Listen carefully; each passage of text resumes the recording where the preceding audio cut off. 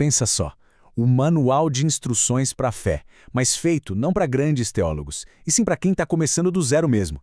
É basicamente essa a proposta de Princípios Elementares, um material que vem de uma igreja lá em Salvador, na Bahia. E hoje a gente vai dar uma olhada em como ele estrutura esse início da jornada de um novo discípulo. Olha, e logo de cara, no prefácio, o manual já manda o recado com essa frase. A palavra de ordem aqui é simplicidade.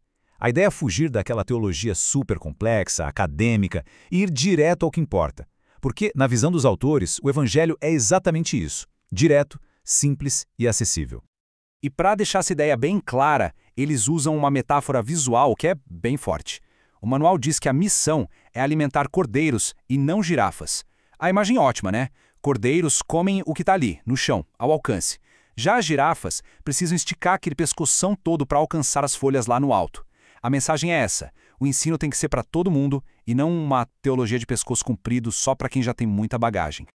Toda construção precisa de uma boa base, certo? Senão, na primeira ventania, tudo vem abaixo. Pois é, o manual parte exatamente daí. Antes de mais nada, é preciso gastar tempo construindo um alicerce firme, aquela ideia da casa sobre a rocha, para que a fé se sustente. Tá, mas que rocha é essa? Que alicerce é esse? Para o manual, a resposta é uma só, e bem direta. É um entendimento muito claro sobre quem é Jesus Cristo, quem ele é de verdade, o que ele veio fazer e por que isso muda absolutamente tudo. É por isso que as primeiras lições são inteiramente focadas em levantar esse pilar.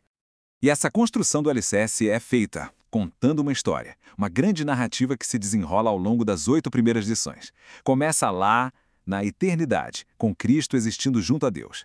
Depois passa pela sua vinda ao mundo, a vida que ele levou sem nenhuma falha, os milagres, até chegar no ponto central, a sua morte e ressurreição, que são vistas como a grande vitória. E a história se fecha com a sua ascensão e a promessa de que um dia ele vai voltar.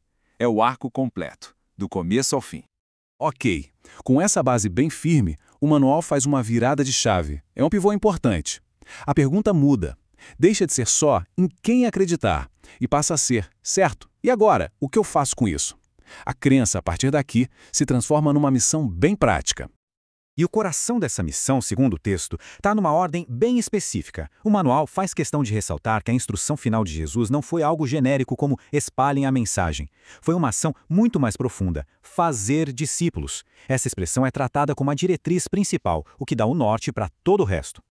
Beleza, a missão é fazer discípulos. Mas o que é um discípulo, afinal, na visão deste material? A definição deles é bem direta. Não é um cristão nível avançado, sabe? Não é uma categoria especial de gente. Pelo contrário. O manual argumenta que discípulo é o nome que se dá para um convertido de verdade. É a mesma coisa. É alguém que não só acredita em tudo o que Cristo disse, mas que também faz tudo o que Cristo manda. E, para não ter dúvida nenhuma, o texto coloca duas figuras lado a lado. De um lado tem o religioso. É a pessoa que tem o próprio eu no centro de tudo. A fé existe para servir aos seus interesses. Do outro lado tem o discípulo, que funciona com um centro de gravidade totalmente diferente. Cristo. A pessoa existe para servir a Deus. A grande virada, por manual, é justamente essa troca de eixo. Sair de uma vida centrada no eu para uma vida centrada em Cristo. Certo. A meta, então, é ser esse discípulo. Mas por onde se começa? Qual é a entrada? O manual usa a imagem de uma porta. E não é uma porta qualquer, não. É uma porta com uma sequência de 3 passos muito bem definidos para poder atravessar. E a base para esses 3 passos vem toda deste versículo aqui, do livro de Atos.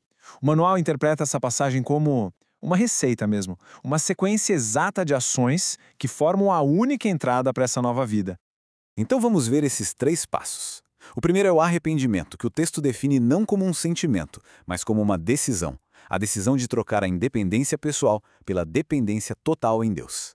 O segundo é o batismo, que é visto não como um símbolo para se fazer lá na frente, mas como um ato de fé imediato, de união com Cristo. E o terceiro é o dom do Espírito Santo, entendido como uma experiência real de receber poder para ser testemunha. E o ponto-chave é, para o manual, não são 3 opções, são os 3 passos juntos que abrem a porta. Mas agora vem um ponto crucial. Atravessar essa porta não é a linha de chegada. Na verdade, é o exato oposto. Segundo o manual, essa porta é a linha de partida. Ela apenas coloca a pessoa no comecinho de um caminho muito mais longo. E que caminho é esse? Bom, o Princípios Elementares é só o começo da trilha. Ele é o primeiro de uma série de outros manuais que juntos funcionam como um grande mapa. Depois de passar pela porta, vem o caminho, que aí sim vai abordar todas as áreas da vida: propósito, salvação, relacionamento com Deus, mas também família, caráter, trabalho, finanças, a igreja. A ideia é clara: o discipulado para eles não é um evento isolado, é um projeto de vida inteira. No final, a gente fica com a imagem de um percurso muito bem desenhado, não é? Um alicerce, uma missão, uma porta e um caminho. É um sistema bem completo e estruturado. E isso nos leva a uma pergunta para reflexão. Sempre que um guia enfatiza uma única porta como sendo a entrada, com tanta clareza, quais são os outros caminhos que, por definição, ele acaba escolhendo não mostrar no mapa?